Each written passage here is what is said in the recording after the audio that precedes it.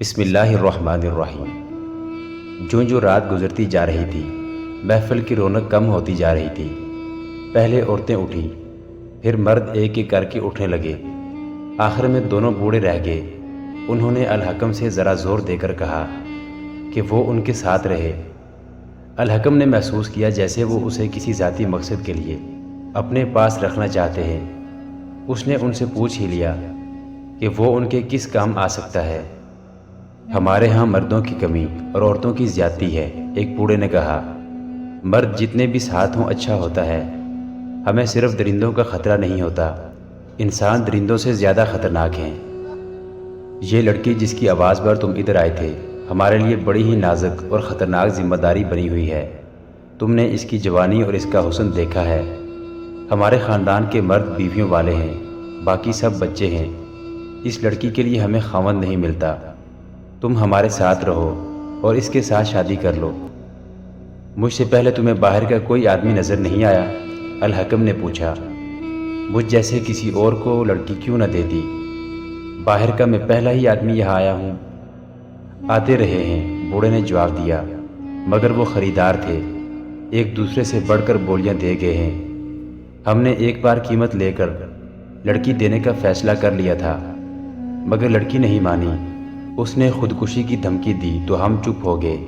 اور میں امیر کبیر لوگ لڑکیاں خریدا کرتے تھے۔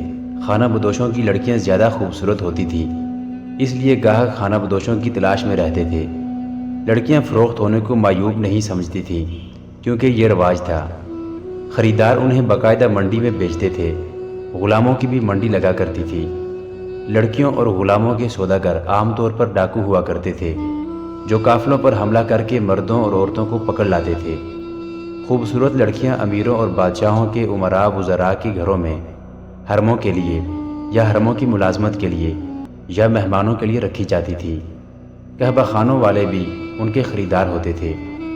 کبھی سنا نہیں کہ خانہ بدوشوں کی کسی لڑکی نے بکنے سے انکار کیا ہو۔ الحکم نے کہا۔ آپ نے اس کی بات کیوں مانی؟ یہ ایسی باتیں کرتی ہے جن سے ہم ڈر جاتے ہیں، بوڑھے نے جواب دیا۔ تم جانتے ہو ہم لوگ مذہب کے اتنے پکے نہیں ہوتے۔ کسی آدمی کو اس کی خوبصورت لڑکی کی قیمت اچھی مل جائے اور وہ اس قیمت پر بیوی کو طلاق دے دے تو آدمی کا کیا مذہب ہو سکتا ہے؟ لیکن ہم مسلمان ہیں، اسلامی اصولوں کے ہم پابند تو نہیں، پھر بھی قرآن اور خدا سے ڈرتے ہیں۔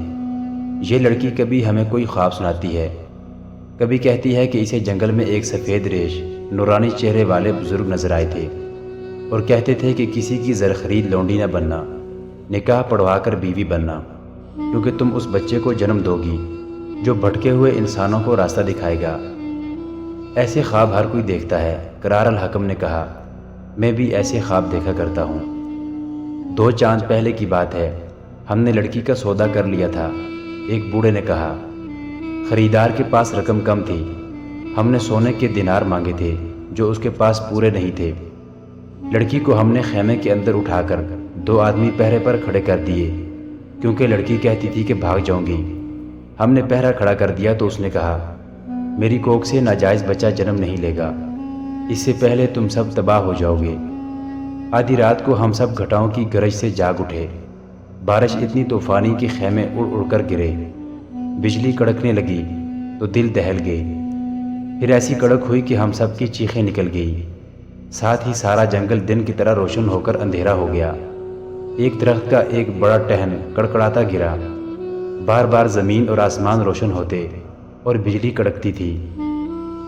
چھپنے کی کوئی جگہ نہیں تھی، سب چیختے چلاتے اور بچوں کو ڈھونڈتے اور انہیں سینے سے لگاتے پھر رہے تھے۔ صرف یہ لڑکی تھی جو بے خوف تھی، ایک جگہ کھڑی چلا چلا کر کہہ رہی تھی، کوئی آدمی اذان دو، جہاں جہاں ہو وہیں سجدے میں گر پڑو۔ 3 آدمی اذان دینے لگے، باقی سب قیامت کی بارش میں، پانی اور کیچڑ میں سجدے میں گر پڑے۔ طوفان بہت دیر بعد تھما۔ ہم نے اس سے زیادہ خوفناک طوفان بھی دیکھے ہیں۔ ہماری چھت آسمان ہے، آسمان ہی ہمیں نعمتوں سے نوازتا ہے، اور یہی آسمان ہم پر کبھی کبھی آفت بھی نازل کرتا ہے، مگر ہم کبھی ڈرتے نہیں تھے۔ اس رات ہمارے دلوں پر جو دہشت طاری ہوئی وہ کچھ اور معنی رکھتی تھی۔ صبح ہوئی، سب ایک جگہ ٹھٹھرتے ڈرے بیٹھے ہوئے تھے۔ یہ لڑکی ہم سب کو عجیب سی نگاہوں سے دیکھتی آہستہ آہستہ ہمارے آگے سے گزری۔ اس کی آنکھوں میں جانے کیا اثر تھا کہ ہم سب نے نظریں نیچی کر لیں۔ ہمیں اس کی دھمکی یاد آنے لگی، میری کوکھ سے ناجائز بچہ جنم نہیں لے گا، اس سے پہلے تم سب تباہ ہو جاؤ گے۔ لڑکی کے ہاتھ میں یہی قرآن تھا جو یہ آج پڑھ رہی تھی۔ ہم نے خیمے سنبھالے، سامان اکٹھا کیا اور اسے خوش کرنے لگے۔ بہت دیر بعد 2 گھوڑ سوار آئے۔ وہ سونے کے دینار لے آئے تھے۔ انہوں نے تھیلی ہمارے آگے پھینک کر کہا، گن لو اور لڑکی ہمیں دے دو۔ میں نے تھیلی اٹھائی اور گھوڑ سوار کو دے کر کہا، ہم لڑکی نہیں دیں گے، لے جاؤ اپنا سونا۔ دوسرے گھوڑ سوار نے 2 دینار اور میرے آگے پھینک کر کہا، اور بولو جو قیمت مانگو گے دیں گے۔ ہم نے لڑکی نہ دی۔ یہ کس کی بیٹی ہے؟ یتیم ہے، بوڑھے نے جواب دیا، میری بھتیجی ہے۔ میرے پاس لڑکی کی قیمت دینے کے لیے کچھ بھی نہیں۔ قرار الحکم نے خالی ہاتھ دکھا کر کہا، آپ مجھے اللہ کی راہ میں تو یہ لڑکی نہیں دیں گے، تمہیں ہمارے ساتھ رہنا پڑے گا۔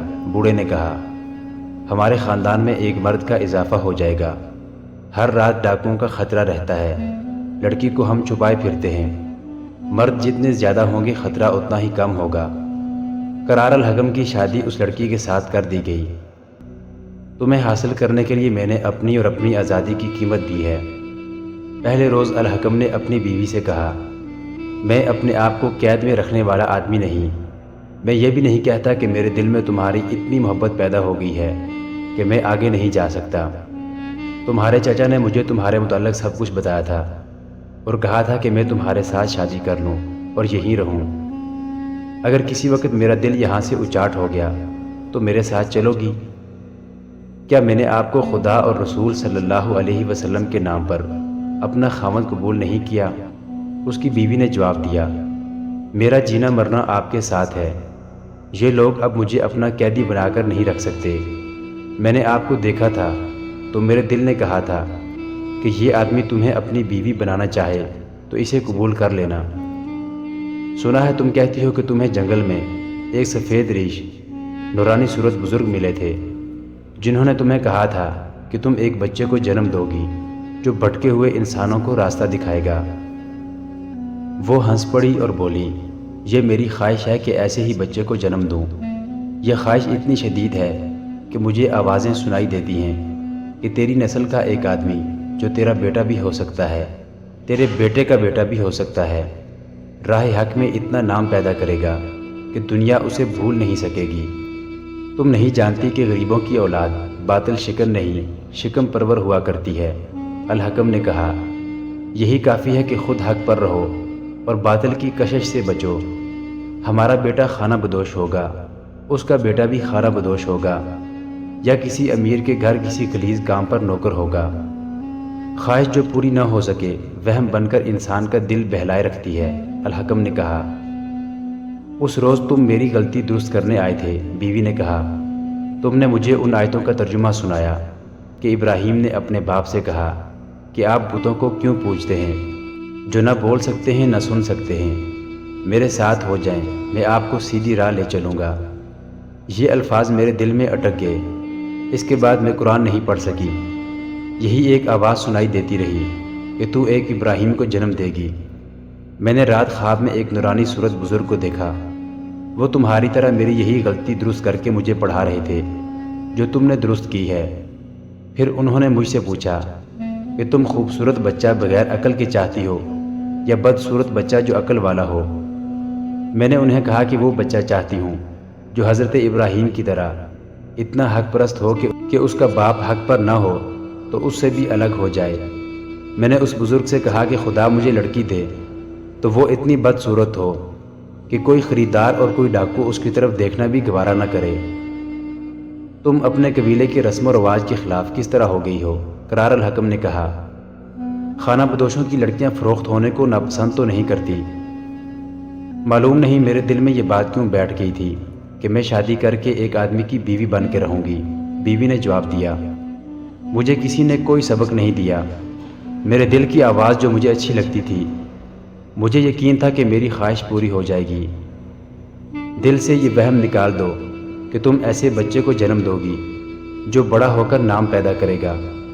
الحکم نے کہا، ایسی خواہشیں تمہارا دماغ خراب کر دیں گی۔